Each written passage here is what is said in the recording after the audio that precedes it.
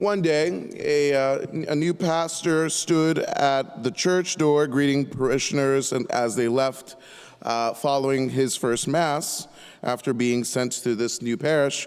The comments were generally welcoming, except for one man who said, "Father, that was a very dull and boring homily." And he left and went away.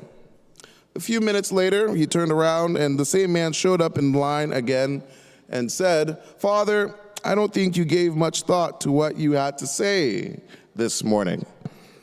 And he just walked right off. Minutes later, the same man appeared again in that same line and muttered, "Father, you really blew it." Finally, the priest could not stand it anymore, and he called the deacon over and asked who the man was. And the deacon responded, "Him? Oh, that's just Jim. Don't let him bother you. He's a little bit challenged. All he does is repeat whatever he hears other people saying."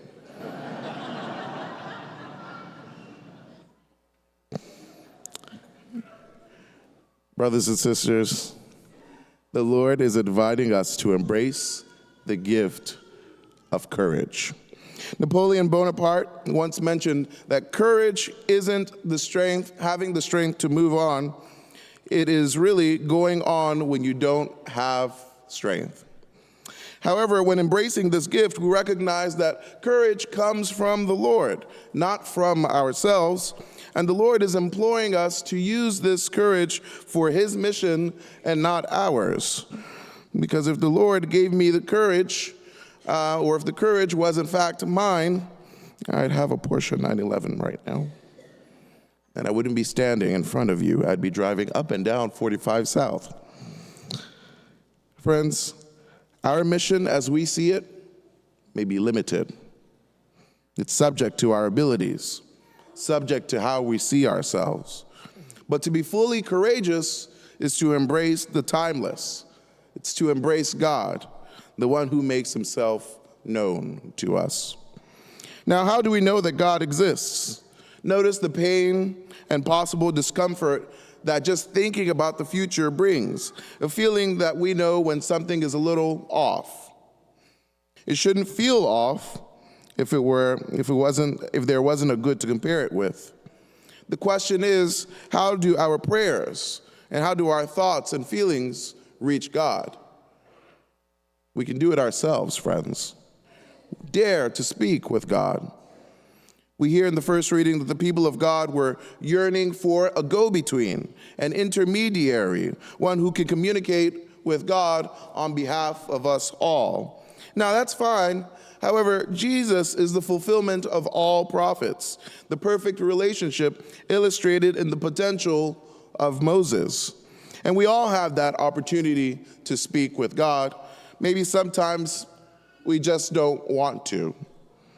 Maybe he's calling us to do something great or to be someone great, and we just don't want to do it, and we don't want to move on. Friends, courage. Quite frankly, as unique as we all are, we all have a call, we all have a task in our lives that no one else can do. Sure, you might see many priests, but I'm not the only one, and some of us have gyms in our lives to tell us good things, and some have gyms in our lives to tell us different things. But in courage, we have the ability to embrace the gift of the Lord himself. Friends, in you rests another instance, another variation of the glory of God. Will you take advantage of that opportunity? We hear two words that stand out in the second reading as St. Paul addresses the Corinthians: anxiety and distraction. And the world is full of things that worry us, full of things that distract us. We see wars, we see economic distress, we see our families stressed by many different traumas. We often get lost in our own insecurities and think, I cannot do or be more. But that is nonsense. Quite frankly, it is the devil, your enemy, or as the young people will say, it is your op, as an opponent. It is your op luring you to not achieve what you were created to achieve. But if you were destined for glory, being satisfied in the task God gave you, there is no room for fear. There is no room for anxiety. The future hasn't even come. But I guarantee you that you will never handle your future well unless we pay attention to God's glory now. Has everyone or anyone ever paid witness to a person who is just busy minding everyone else's business but their own? Maybe they worry for no reason and get themselves involved in every single little matter. Maybe it's a micromanager or even a control freak. And you might hear young folks again using a saying that contextualizes this phenomena as a person is doing the most. Use that at the dinner table. It will invite many conversation, friends. So why wouldn't fear and anxiety creep within us when we are doing the most, when we are not focused on one thing?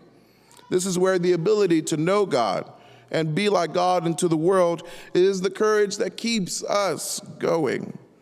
It enables us to act and move and speak with authority, and not as one who seeks attention because no one has given it to us as we like.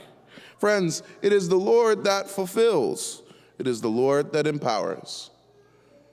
To know God is the greatest superpower. Knowing God keeps us focused on the goal. Knowing God strengthens our hope and keeps us secure. Knowing God makes us never fearful, because nothing can destroy what God has already saved. Therefore, now is the time to have courage. Take the time to visit with the Lord. We cannot be motivated by society, by the world, and not even by family, at least not above God. If I was motivated by my family, friends, I wouldn't be in front of you speaking of how awesome God is. I'll be sitting right there with you, actually, and hopping into my Mercedes S-Class as I leave Mass. Friends, this is not to say that my family doesn't know me well or hasn't accompanied me, but they don't make me who I am completely. And friends, quite frankly, I owe the Lord more than anyone else, and you do too. If He has given me the task, why not accomplish it? If He has given me the gifts, why not use it? The Lord is not calling you to serve from a place of emptiness. However, He is calling you to serve from a place of security, courage, and even authority. But you will never do it well enough unless we are secure in the one who loves us. Today, friends, be courageous. Be courageous in giving your time to the Lord. He's not asking for much.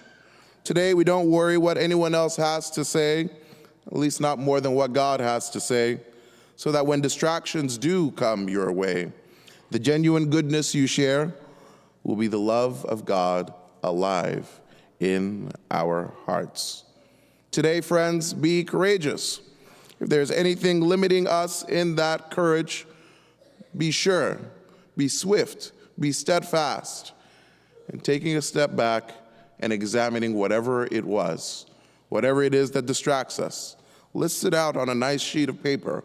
Write it out. When you come to Mass, offer that to the Lord, because the Lord looks forward to hearing from you.